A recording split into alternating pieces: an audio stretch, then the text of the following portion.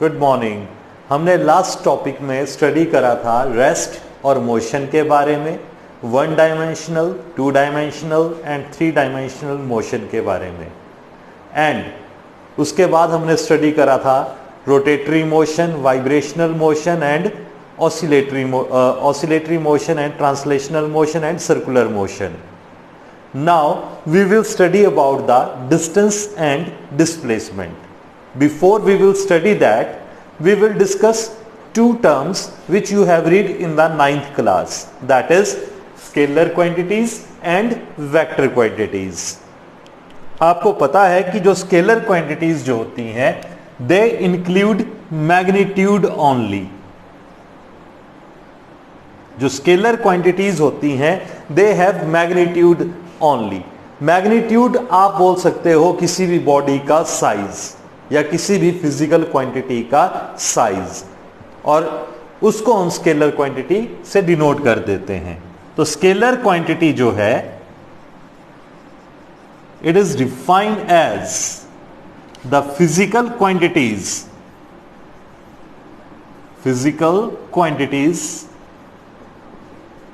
which have magnitude only.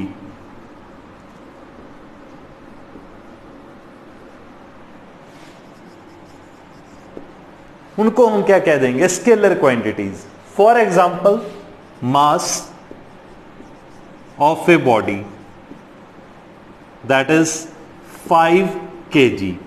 तो यहां पर जो 5 kg है ये हमें बता रहा है कि what is the size of mass, यानी कि वो कितना भारी है, दैट विल बी 5 kg। और we can say speed of body that is 5 metre per second.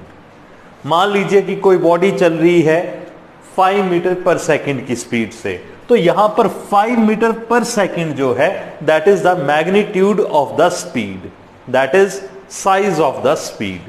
तो इसको हम क्या कह सकते हैं कि these are the scalar quantities. फिर उसके बाद हमारे पास आ जाती हैं वेक्टर क्वांटिटीज। ये भी आपने स्टडी करा है 9th क्लास में कि दोज क्वांटिटीज, कि अगर मैं स्केलर क्वांटिटीज में डायरेक्शन को इंक्लूड कर देता हूं तो then it will become the vector quantities. For example यहां पर मैं स्पीड ऑफ बॉडी लिख रहा हूं 5 मीटर पर सेकेंड। अगर मैं इसके साथ लिख देता हूं अलोंग ईस्ट, तो अब ये स्केलर क्वांटिटी ना रह के वेक्टर क्वांटिटी बन गई, क्योंकि यहां पर हमने डायरेक्शन ले ली। तो इसमें हम ये कह सकते हैं कि the physical quantities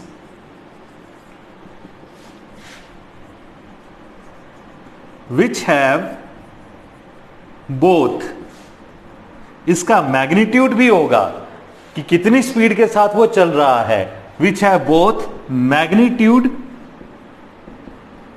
and direction, साथ में हमने उसकी डायरेक्शन को भी इंक्लूड करना है, एंड डायरेक्शन। तो those quantities which have magnitude and direction.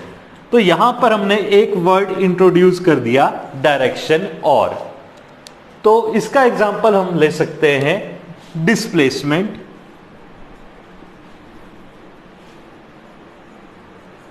और वी कैन से वेलोसिटी।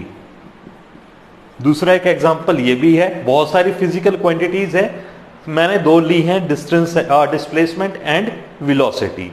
तो वेलोसिटी को हम ये लिख सकते हैं 5 मीटर पर सेकेंड। ये देखो, अगर मैं 5 मीटर पर सेकेंड लिखता हूं तो that is speed of the body. अगर मैं इसके साथ डायरेक्शन लिख देता हूं अलोंग ईस्ट, तो ये मेरे पास डायरेक्शन आ गई, तो इट विल बिकम वेलोसिटी। तो यहां पर जो 5 मीटर पर सेकेंड है दैट इज मैग्नीट्यूड, और ईस्ट डायरेक्शन। तो सिंपली हम ये कह सकते हैं कि vector quantities have both magnitude and direction. अब एक टर्म आप नहीं पढ़ोगे इस क्लास के अंदर कि हम वेक्टर क्वांटिटीज को रिप्रेजेंट कैसे करें। मान लीजिए हमने वेलोसिटी को रिप्रेजेंट करना है, स्पीड को भी हम डिनोट कर देते हैं v के साथ, स्पीड ऑफ द बॉडी।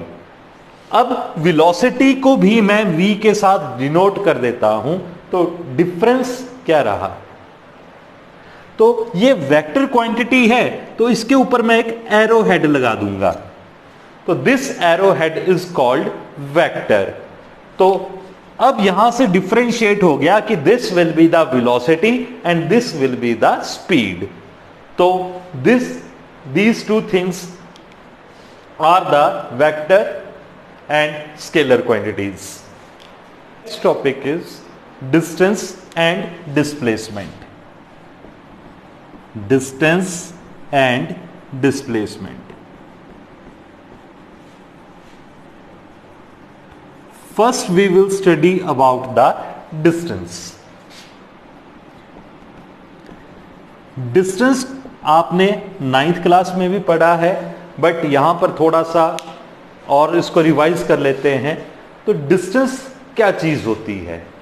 भी मान लीजिए आप अपने घर से this is your home, school की तरफ जा रहे हैं, दिस इज योर स्कूल। तो आप जब मान लो घर से निकले, तो घर पे सीधे स्कूल ना जाके आप मान लीजिए किसी एक फ्रेंड के घर चले गए, जो आपके घर से मान लीजिए 5 मीटर के डिस्टेंस पर है। फिर आप दोनों वहां से दोनों फ्रेंड इकट्ठे होकर एक स्कूल आने से पहले मार्केट में चले गए। से फ्रेंड के घर से, आपके फ्रेंड के घर से मार्केट तक का जो डिस्टेंस है दैट इज 20 मीटर। फिर मार्केट में कुछ खाया पिया और उसके बाद आप स्कूल की तरफ चले गए। से मार्केट से जो स्कूल तक का डिस्टेंस है दैट विल बी 5 मीटर।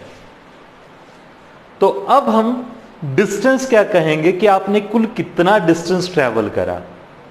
तो किस तरह से निकालेंगे? होम से आपके फ्रेंड तक के होम का distance that is 5 metre. 5 friend से आपने मार्केट तक का डिस्टेंस कवर किया, इस पाथ की लेंथ प्लस मार्केट से स्कूल तक के पाथ की लेंथ। तो ये जो मैं टोटल लेंथ को कंसीडर करता हूं, तो डिस्टेंस हमने कितना ट्रेवल करा, that will be 5 metre plus 20 metre plus 5 metre, that is 30 metre distance. तो ये 30 मीटर क्या चीज आई? जो 30 मीटर है that is the length of the path travelled by you. तो डिस्टेंस को हम यहां पर डिफाइन कर सकते हैं कि it is the length of the path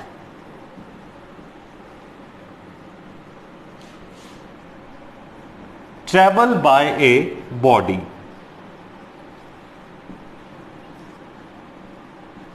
तो उस लेंथ को हम क्या कह देंगे? डिस्टेंस। जो डिस्टेंस होती है that is always positive, it can not be negative. Displacement negative नहीं हो सकती। तो हम यहां पर एक अपनी याददाश्त के लिए एक पॉइंट लिख देते हैं कि distance is always positive, distance can not be negative. अब हमने दो फिजिकल क्वांटिटीज अभी पढ़ी थी, स्केलर एंड वेक्टर क्वांटिटी। तो यहां पर देखो डायरेक्शन हमने कहीं भी नहीं ली है, रैंडम जा रहे हो, कहीं से भी जा रहे हो, एक पर्टिकुलर डायरेक्शन नहीं है। तो ये जो है डिस्टेंस जो है that is a scalar quantity, it is a scalar quantity. और इसके जो SI यूनिट्स आएंगे दैट विल बी मीटर। तो दिस इज द डिस्टेंस। अब डिस्प्लेसमेंट को हम थोड़ा सा यहां से रिलेट कर सकते हैं कि it is the shortest path between the initial point and the final point. इस केस में इनिशियल पॉइंट आपका घर है और फाइनल पॉइंट आपका स्कूल है, तो आप ना तो कहीं पे भी नहीं गए, आप सीधे स्ट्रेट लाइन में होम से स्कूल चले गए, तो that will be the displacement. तो डिस्प्लेसमेंट आप क्या कहोगे कि क्या चीज होती है, इनिशियल और फाइनल पोजीशन के बीच का शॉर्टेस्ट डिस्टेंस, और जो शॉर्टेस्ट डिस्टेंस होता है that will be always positive. तो we can define displacement.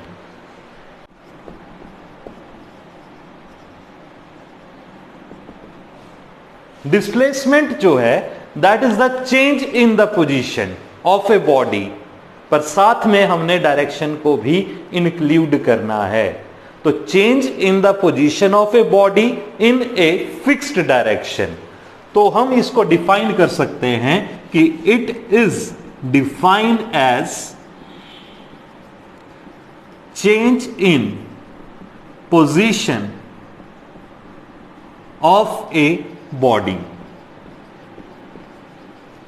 In a fixed direction. तो अब देखो, डिस्टेंस में हमने सिर्फ बात करी थी लेंथ के बारे में, पर अब यहां पर हम साथ में डायरेक्शन को भी इंक्लूड कर रहे हैं। तो इसका मतलब जो डिस्प्लेसमेंट है वो वेक्टर क्वांटिटी है। तो डिस्प्लेसमेंट जो है हम इस तरह से लिख सकते हैं कि मान लीजिए this is the starting point that is x is equal to 0, या इसको हम ओरिजिन लेके चलते हैं। किसी टाइम पर मान लो आपकी जो पोजीशन थी वो A पॉइंट पर थी, जब टाइम t1 हम कंसीडर करते हैं। अब आप स्ट्रेट लाइन में चलना स्टार्ट कर रहे हो और B पॉइंट तक पहुंच जाते हो जब टाइम हमारे पास 2 सेकंड हो गया। तो O से लेकर A तक, O से ओरिजिन है, O यहां पर ओरिजिन है, तो O से A तक का डिस्टेंस हम ले लेते हैं xi, that is initial position, कि आप ओरिजिन से कितना दूर हो, दैट इज xi। जब टाइम t2 था तो आप B पॉइंट पर पहुंचे हो, तो ओरिजिन से आपका डिस्टेंस यानी कि आपकी पोजीशन ओरिजिन से कितनी है, दैट इज x2। तो अब A से B तक मैंने डिस्प्लेसमेंट को काउंट करना है कि A से B तक कितनी डिस्प्लेसमेंट आपने ट्रेवल करी है। तो displacement travel between A and B, displacement travel between A and B is equal to, अब फाइनल पोजीशन मेरे पास है x2 और इनिशियल पोजीशन है या फाइनल पोजीशन को हम डिनोट कर देते हैं xf से। तो xf जो है that is your final position minus xi जो है यहां पर इनिशियल पोजीशन है। तो कुल मिला के हम यहां पर यह बोल सकते हैं कि जो डिस्प्लेसमेंट है वो पाथ फॉलोड पे डिपेंड नहीं करती। मान लीजिए कि आप इस तरह से मूव कर रहे हो, पहले O से A तक गए, A से B तक गए, तो ये जो टोटल लेंथ है यहां से यहां तक, यहां से यहां तक, और ये लेंथ और ये लेंथ कुछ भी हो सकती है। मान लीजिए ये टोटल लेंथ 20 मीटर है, पर डिस्प्लेसमेंट में हम इस चीज को काउंट नहीं करेंगे। Displacement do not depend on the path followed by the body, it only depend on the initial point and the final point.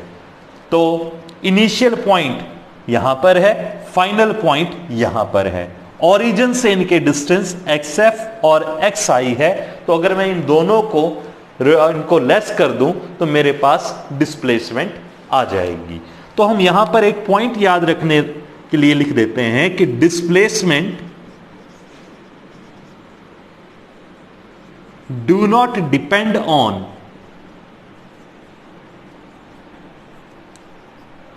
path followed by the body, ये पाथ फॉलोड के ऊपर डिपेंड नहीं करता है, but it depend on initial and final position of a body. अब यहां पर क्योंकि हमने डायरेक्शन को इंक्लूड करा है, तो हम कह सकते हैं कि जो डिस्प्लेसमेंट है that is a vector quantity. तो दूसरा पॉइंट हम इसके लिए याद रख सकते हैं कि डिस्प्लेसमेंट इज ए वेक्टर, यानी कि ये डायरेक्शन को भी इंक्लूड कर रहा है, तो it will be A vector quantity. तो अब मैं यहां पर देखो, ये जो डिफरेंस हमने लिखा है, displacement is equal to final position minus initial position, तो वेक्टर फॉर्म में कैसे लिख सकते हैं, that is delta x vector. Delta means change in the position, ठीक है, delta represent the final minus initial, that will be equal to x f, यानी कि फाइनल पोजीशन, उसके ऊपर हमने एरो हेड लगा दिया, माइनस इनिशियल पोजीशन, इसके ऊपर हमने एरो हेड को लगा दिया। तो this will be the vector representation of a displacement. It will depend on the initial and final position only. Next we will study characteristics of displacement. अब जो displacement है उसकी कुछ एक कैरेक्टरिस्टिक्स हैं।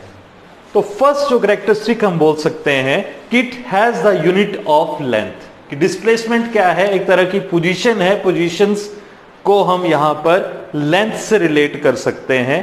तो वी कैन से दैट कि it has the unit of length, जो इसके यूनिट होंगे, जो लेंथ के यूनिट होंगे, that will be the unit of displacement. It has unit of length, तो एसआई यूनिट जो होते हैं लेंथ के, that will be the metre. तो डिस्प्लेसमेंट के भी एसआई यूनिट जो होंगे that will be metre. Second characteristic जो है that will be displacement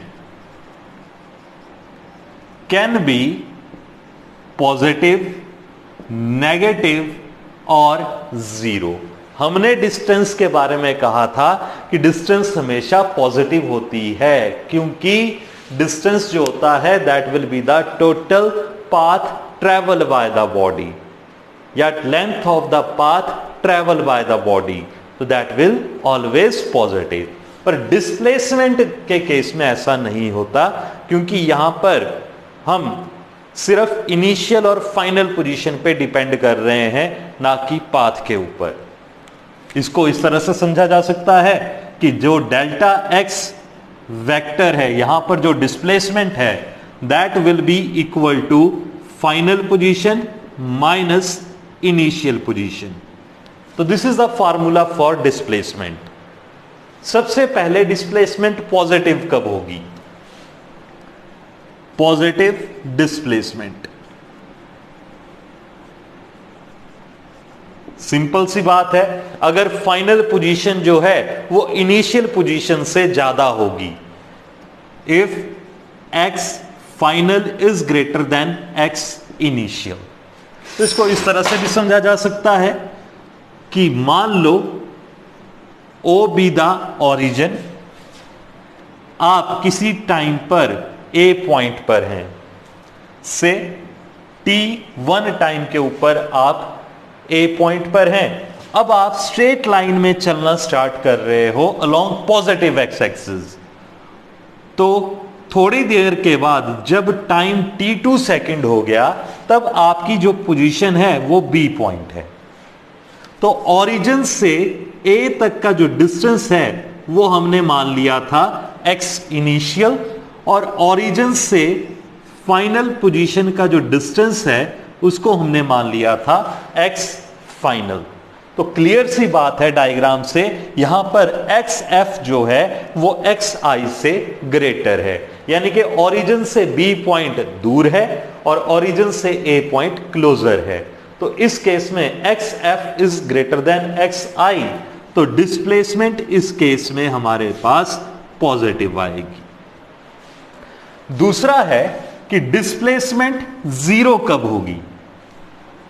zero displacement.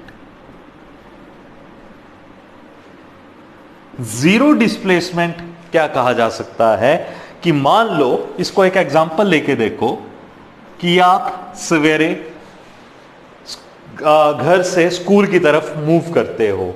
से दिस इज योर हाउस, आप स्ट्रेट लाइन में जा रहे हो school, this is your school. तो यहां से यहां तक का जो डिस्टेंस है से 5 मीटर। तो आपकी जो इनिशियल पोजीशन यहां पर 0 है और फाइनल पोजीशन यहां पर 5 है। अब जब छुट्टी हो जाती है तब आप वापस अपने घर आ जाते हो। तो यहां से यहां तक का डिस्टेंस भी कितना हो गया? 5 मीटर। अब नेट डिस्प्लेसमेंट क्या हुई? यहां पे फॉर्मूला क्या लगेगा? Delta x is equal to final position minus initial position. तो फाइनल पोजीशन यहां से लेकर यहां तक जो आपने पाथ फॉलोड करा, तो इस यहां से यहां तक की जो पोजीशन है दैट विल बी 5। तो फाइनल पोजीशन आपकी आ गई 5 मीटर। यहां से यहां तक आप 5 मीटर आए वापस, और होम से आप स्कूल तक पहुंचे तो यहां से यहां तक का जो डिस्टेंस है that will be the 5 metre. तो 5 माइनस 5 दैट विल बी 0। तो जब आप, यहां से हमने एक चीज क्लियर होगी कि जब आप इनिशियल पॉइंट पे दोबारा वापस आ जाते हो तो आपकी डिस्प्लेसमेंट 0 हो जाती है। तो इस केस को हम इस तरह से लिख सकते हैं कि x final is equal to x initial.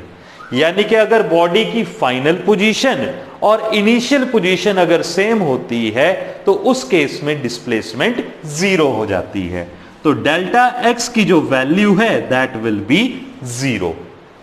यहां पर हम वेक्टर लगा देंगे क्योंकि वेक्टर क्वांटिटीज हैं। डायरेक्शन हमने एक की फॉरवर्ड है और एक की बैकवर्ड है, तो डायरेक्शन दोनों की अपोजिट होगी, तो इसलिए सब्ट्रैक्ट भी हो जाएंगे एक दूसरे के साथ। तो x final is equal to x initial, तो डिस्प्लेसमेंट विल बी 0।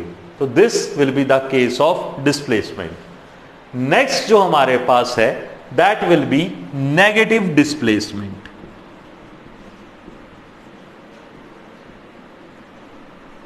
अब इस केस को हम थोड़ा सा ऊपर वाले केस से चेंज करके देखेंगे कि आप घर से चले, that will be the origin, यानी कि आपका कोऑर्डिनेट यहां पर 0 है, दिस इज योर होम।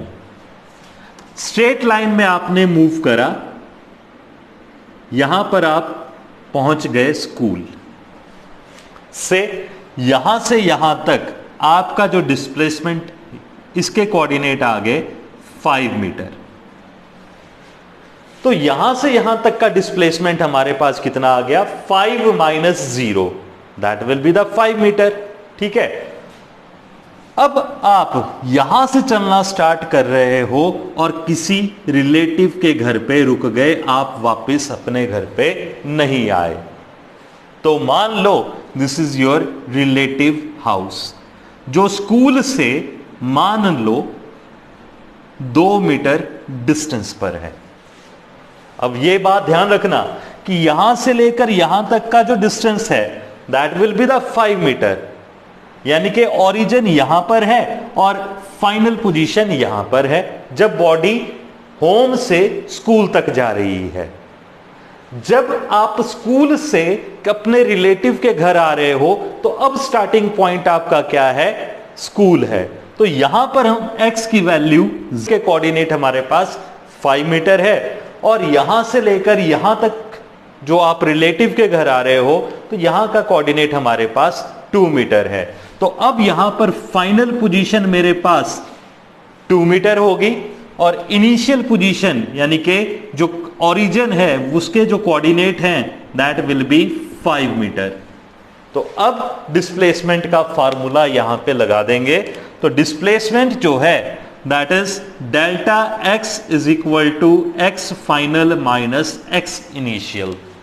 तो फाइनल पॉइंट का जो कोऑर्डिनेट मेरे पास है, यहां से अब यहां ओरिजिन शिफ्ट हो गया यहां पे, तो यहां से लेकर यहां तक का जो डिस्टेंस है दैट विल बी 2 मीटर।